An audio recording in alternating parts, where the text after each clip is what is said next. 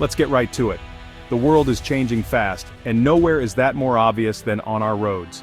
The gasoline engine, once the symbol of progress, is being replaced by the quiet hum of electric vehicles, EVs. EVs aren't just for the wealthy or the eco-conscious anymore. They're a global movement, reshaping how we think about transportation and energy. This isn't just about swapping engines, it's a revolution that's accelerating faster than anyone expected. Why now? Because climate change is here. Fires, floods, extreme weather. Governments are pushing hard to cut emissions, and transportation is a huge part of that.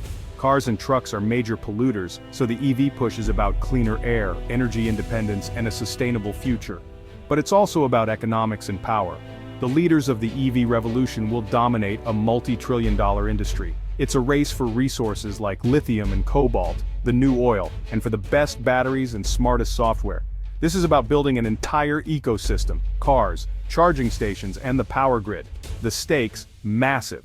And now, there's a new development shaking up the industry, a major alliance between Canada and the European Union. On the surface, it looks like a trade deal. But dig deeper, and it's a strategic move to secure a dominant position in the electric future. For giants like Tesla, this is a wake-up call. The game is changing, and the old rules may no longer apply. The EV revolution is no longer a distant dream. It's happening now, and it's about much more than just cars. The next chapter in transportation is being written, and everyone wants a seat at the table. The question is, who will lead, and who will be left behind? The answer may depend on what happens next with this new alliance. The world is watching, and the race is on. So, what's this deal? It's called the Green Wheels Accord. Unlike typical trade agreements, it's about building a seamless EV supply chain between Canada and the EU. Canada brings critical minerals, Europe brings advanced manufacturing and technology. The goal: eliminate barriers, harmonize regulations, and create a two-way superhighway for EV innovation. Imagine a battery made in Germany with Canadian lithium installed in a car built in Italy or Ontario, no red tape. Billions will be invested in joint R&D, next-gen batteries, and a unified charging network. Why does it matter? Because right now, China and the US dominate the EV world. This deal is a direct challenge, a third force in the global EV race, less dependent on China, less reliant on US tech. It's not just about cars, it's a geopolitical power play. The pandemic and global conflicts exposed fragile supply chains. Canada and the EU want resilience and control. They're building a self-sufficient EV ecosystem together. This accord is the foundation of that fortress. The message: they're not waiting for the future, they're building it, and the rest of the world will have to respond. What's in it for each side? Canada is a resource powerhouse: lithium, nickel, cobalt, graphite. But it wants more than just mining. It wants to move up the value chain: battery factories, component makers, even full vehicle assembly. By partnering with Europe's automakers, Canada can attract investment and tech know-how, creating high-paying jobs in mining, manufacturing, and R&D. It's about transforming from a resource economy to a tech leader. For the EU, the problem is different. They have the car brands and engineering, but they're dangerously dependent on China for raw materials. If China restricts exports, Europe's auto industry could stall. This deal is Europe's insurance policy, a stable, ethical supply of minerals from a democratic partner. It lets European car makers plan for the long term, knowing they'll have the batteries they need. It's about securing their industrial future and meeting climate goals. The Green Wheels Accord is a win-win. Canada gets tech and jobs, Europe gets resource security. Together they're building a new foundation for the global EV industry. It's a strategic partnership with global consequences. The stakes couldn't be higher, and both sides know it. So what changes on the ground?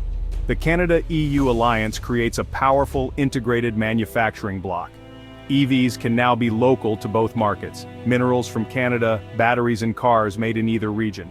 This local production means big government incentives, tax credits and subsidies on both sides of the Atlantic. The deal is structured so vehicles qualify for maximum incentives, giving Canadian and European automakers a major edge. Suddenly, a VW assembled in Europe with Canadian minerals could be cheaper in Toronto and Berlin than a rival using a Chinese supply chain.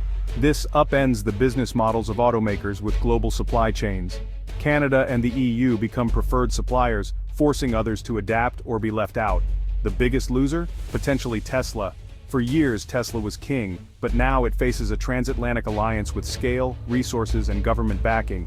It's no longer Tesla versus legacy automakers, it's Tesla versus a new bloc. The ground is shifting and the tremors are just beginning.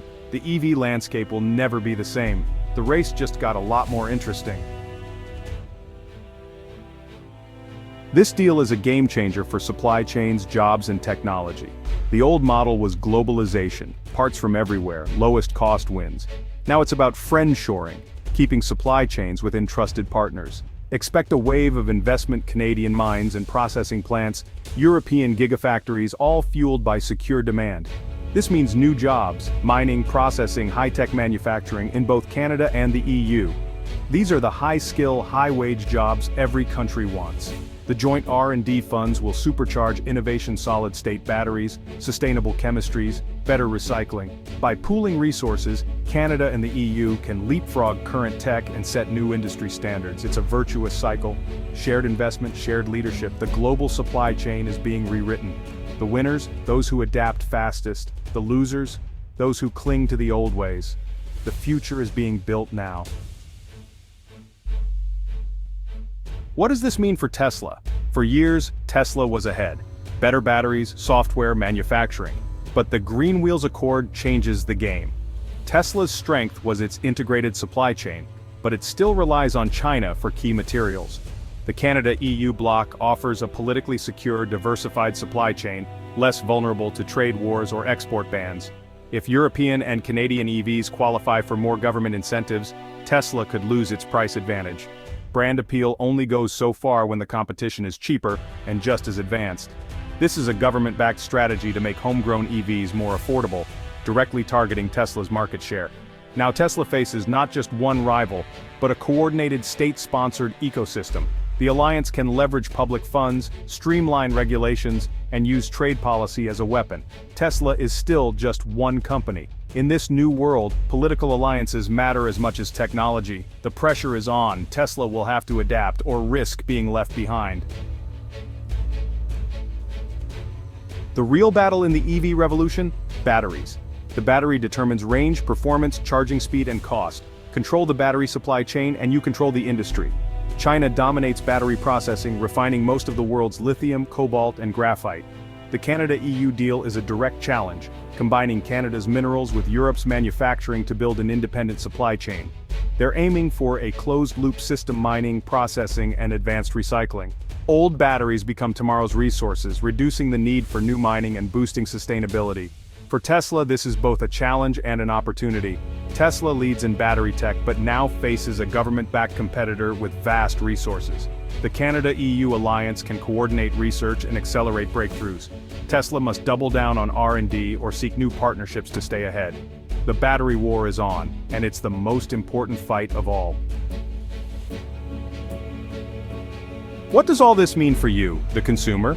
The biggest impact: more affordable EVs and more choices thanks to increased competition and targeted incentives.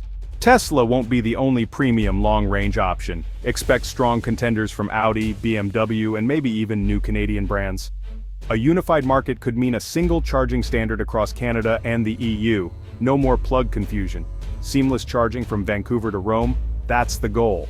Ethical sourcing and sustainability will become major selling points. Cars built with clean minerals from democratic partners.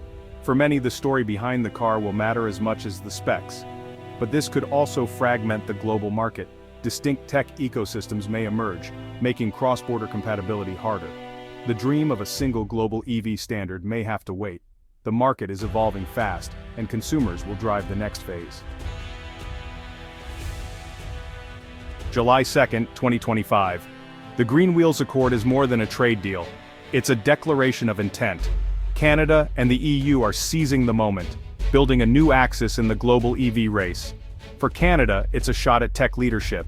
For Europe, it's resource security. Together, they're creating a resilient, ethical, and self-sufficient EV ecosystem.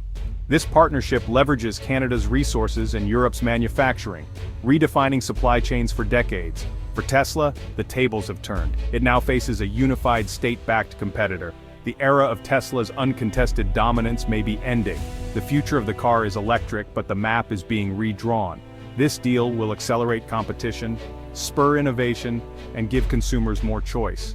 It marks the dawn of a new multipolar era in the automotive world. Strategic alliances and resource battles will define the next century of transportation. The race is on, and it's only just begun.